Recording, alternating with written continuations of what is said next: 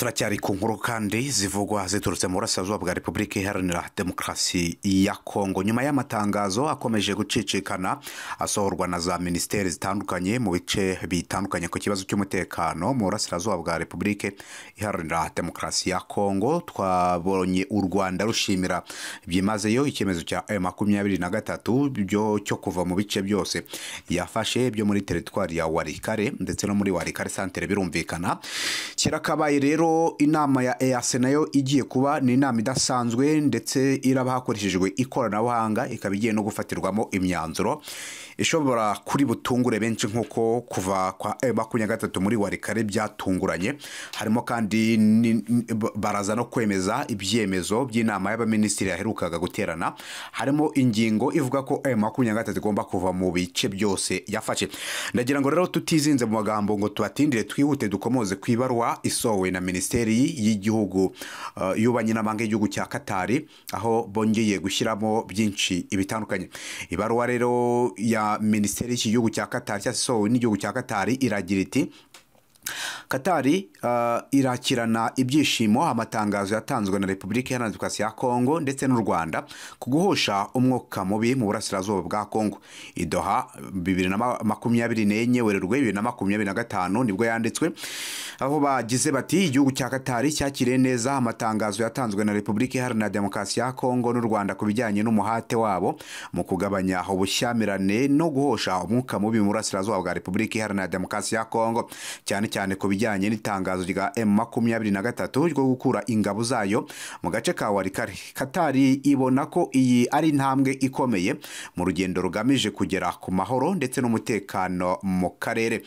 Bakomeza bagira bati kandi ministeri yongeye gushimangira ko Katari ishyigikiye inzira y'ibiganiro bya Nairobi na Rwanda, ikanagaragaza ko ihamye ku mwanzuro w'uko amakimbirane akemurwa binyuze mu biganiro n'amahoro, hubahirizwa amategeko mpuzamahanga hagamijwe guteza imbere amahoro n'umutekano mu karere ndetse no ku isi hose muri rusange. Kugeza ubu iyi barwa ikimara kujya ahagaragara iri kuza ikurikiye ibikomeza kugenda bigaruka ndetse binavugwa. Bivugwa ko mu kanya ubwo nyinyuzemo nirukanka kugira ngo mwumve ibikubiye muri iyi barwa mu kanya gato cyane ubwo inama y'abaminisitiri igiye kuba iterana hagomba kwigwa ingingo nyinshi kandi zitandukanye. Ese nawe ujya wibaza wakura muganga gakondo utanga ubuvuzi bw'umwimerere bushingiye ku bimera nta mpamvu yo gusiragira? Igisubizo cyabonetse. Habonetse muganga gakondo utanga inama n'ubuvuzi ku ngo z'abaswe n'amakimbirane, kuba baswe n'ibiyobyabwenge namwe mwashyizwe igorora, kuko muganga gakondo abafasha gutandukana n'ibyo binyagwa. Ku bagore n'abakobwa bajya mu mihango iva ntikame cyangwa se abayibuze burundu, namwe mwatekerejweho. Ku bafite ingano y'igitsina batishimira ndetse n'abo gutera akabariro byanze, aya mahirwe ntabacike. Avura indwara zitandukanye zirimo nk'amarozi y'ubwoko bwose, nyabingi, ibitegano, ibigaburano, ibihuhirano, gutsirika, gukongora inyatsi ndetse n'ibindi. Akarusho kandi kubivuza indwara nk'umwijima, amibe, rubagimpande, igifu, impyiko ndetse n'izindi, namwe mwatekerejwe. Kuba ari imahanga namwe ntabwo twabibagiwe kuko dukorana na DHL tukabagezaho imiti yacu. Ku bindi bisobanuro ukeneye kuvugana na muganga gakondo ushobora kumwandikira cyangwa se ukamuhamagara kuri nimero ikurikira 0782 Erega amagara nicyo gishoro dufite gikomeye, sigasira amagara yawe hakiri kare hatutayatakaza di. Zimwe mu ngingo bagiye kurebera hamwe harimo ibyemezo byo gutanga agahenge mu bice byose biri kuberamo imirwano ndetse uburasirazuba bwa Repubulika Iharanira Demokarasi ya Kongo bukaba bwakongera kubona amahoro. Harimo kandi kurebera hamwe icyifuzo cya M23 cyangwa se icyo isaba mu birebana n'amahoro, hanyuma hagashyirwaho ingabo zihuriweho hakongererwa ubushobozi ingabo za Repubulika Iharanira Demokarasi ya Kongo mu rwego rwo gutekanisha ibice byose biri kuberamo imirwano. Harimo kandi gufata ingabo za EAC none zikaba zagarurwa mu burasirazuba bwa Repubulika Iharanira Demokarasi ya Kongo.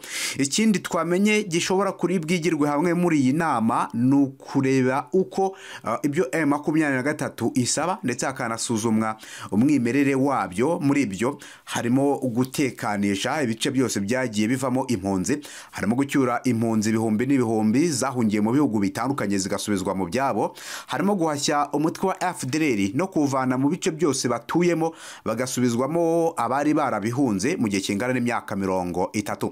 Harimo guhereza M23 ubushobozi bwo kurinda ibice bimwe na bimwe, ariko kandi twamenye ko harimo no gusohoka mu mujyi wa Goma na Bukavu. Nibikomeje kugera bigarukwaho, ibi ngibi binakubiye mu ibaruwa ko Qatar yanditse byo kuba bakomeza kurinda ibice bindi ariko bagasohoka muri Goma na Bukavu.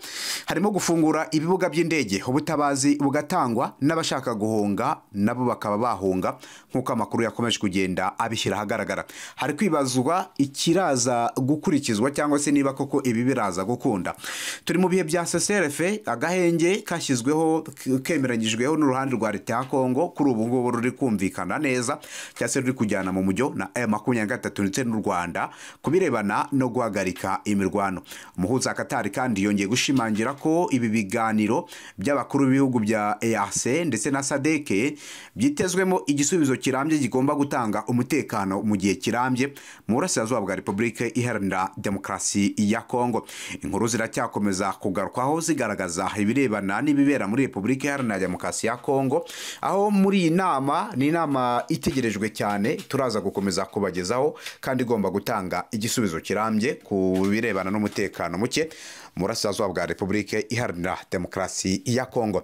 Indi nkuru twabonye igendanye n'ibi Kinshasa nyuma yaho basohoye itangazo bakirinda gushyiramo u Rwanda. Biragaragara ko ibihugu byombi no kugeza amagenga ya bikomeje kugenda inzira ibaganisha mu mubano mwiza, ndetse n'inzira bigaragara ko yaba u Rwanda yaba Repubulika Iharanira Demokarasi ya Kongo n'ibihugu byombi byifuza ko habaho umutekano. Gusa ku ruhande rwa M23 bo mu bihe bitandukanye bagiye bagaragaza ko batazigera na rimwe bashyira mu bikorwa imyanzuro yaganiriweho yaba uruhande rwa Kongo n'u Rwanda mu gihe bo batahari, cyane ko icyo gihe bo nk'abarwanira uburenganzira bwabo bazaba badahari. Bivuze iki rero? Muri ibi biganiro biri bube ntago baraza kuba bahari n'ubundi, kandi haraza gufatirwamo imyanzuro. Birashoboka ko turaza kubona M23 mu isura nshya yo kutubahiriza imyanzuro y'ibyaganiriwe mu nama ya SADC ndetse na EAC, kuko iraza kubidahagarariwe ni mu bitandukanye kandi bagiye bakomoza kukuba batazemera ibiganirwaho n'impande zombi. Ikindi kandi gishobora gutuma ibyo ngibyo batabyemera nuko twamenye ko harimo ku close yo kuganira kuko bava mu mujyi wa Goma na Bukavu baherutse gufata. Abakurikiranira hafi ibibera mu burasirazuba bwa Repubulika Iharanira Demokarasi ya Kongo bemeza neza ko igihe icyo ari cyo cyose AFC M23 baramuka bavuye mu bice bafashe by'umwihariko Goma na Bukavu baba bagaragaje ko nta ntego y'urugamba bari kurwana abafite, ariko kandi bo bakagaragaza ko icyo bifuza no gukura ubutegetsi bwa President Felix Antoine Tshisekedi nkuko bakomeza kubigaragaza, ndetse barangiza bakanacyura impunzi ibihumbi n'ibihumbi zahungiye mu bihugu bitandukanye zose zigasubira mu byabo hari mu burasirazuba bwa Repubulika Iharanira Demokarasi ya Kongo. Bimeze ukunguku mu gihe ihuriro AFC M23 bashyizeho ubuyobozi butandukanye mu ntara Kivu y'Amajyepfo n'Amajyaruguru bigamije kukwegera abaturage mu rwego rwo kugira ngo bamenye ibibazo byabo, ariko kandi ibibazo by'abaturage byo nabyo byakomeje kugenda byiyongera. Ikibazo cy'amafaranga gikomeza kuba ikibazo cy'amafaranga nyuma yaho ibice bitandukanye habuze banke nimwe ifungura kugira ngo amafaranga yabo yongera afungurwe. Bigaragara ko ibintu byagiye birushaho kuba bibi cyane. Ibi biganiro rero bikaba biraza no gukomoza ku kirebana n'imibereho myiza y'abaturage.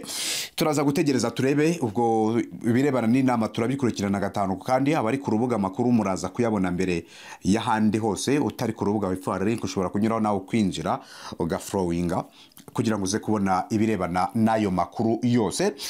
Kugeza uyu munsi rero Kinshasa no muri M23 AFC umwuka n'umwe, ndetse ibyo M23 saba kera kabaye byabigiye kuboneka.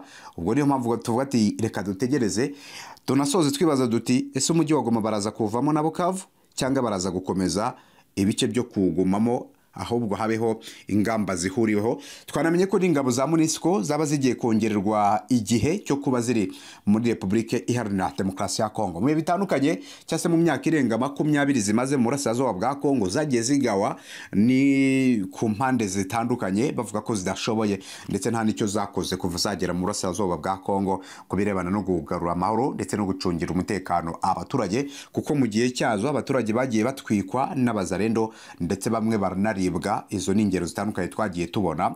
Ibi bikaba byararushijeho kuba bibi cyane mu gihe cy'iyi ntambara M23 yashoje ku gisirikare cy'igihugu Kongo kuva muri 2022 mu ntangiriro cyase mu mpera za 2021 imirwano yakubura, aho ibintu kugeza amagingaya bikomeje kuhindura isura, bikomeje kuba bibi cyane murasirazuba bwa Kongo. Ni Qatar rero twagarukagaho imaze gutangaza amagambo akomeye cyane yo gushyigikira ibiganiro bya Rwanda na Nairobi ndetse no gushyigikira inama iteganyijwe mu kanya gato cyane y'abakuru b'ibihugu bya EAC na SADC. Reka byo byose rero tubitegereze turebe ko bimeze, natwe turi hano kugira ngo tubahereze amakuru y'ibikomeje kuvugwa. Icyakora turimo turabivuga M23 yari ku ibice byose bya Warikare na Warikare Centre, ariko kandi Muhozi Kene Rugaba we yabasabye kongera kubisubiramo bakanafata Kisangane. Ibi byose rero wenda turaza kubigarukaho mu mwanya uri imbere, kuko turi hano every single hour, buri saha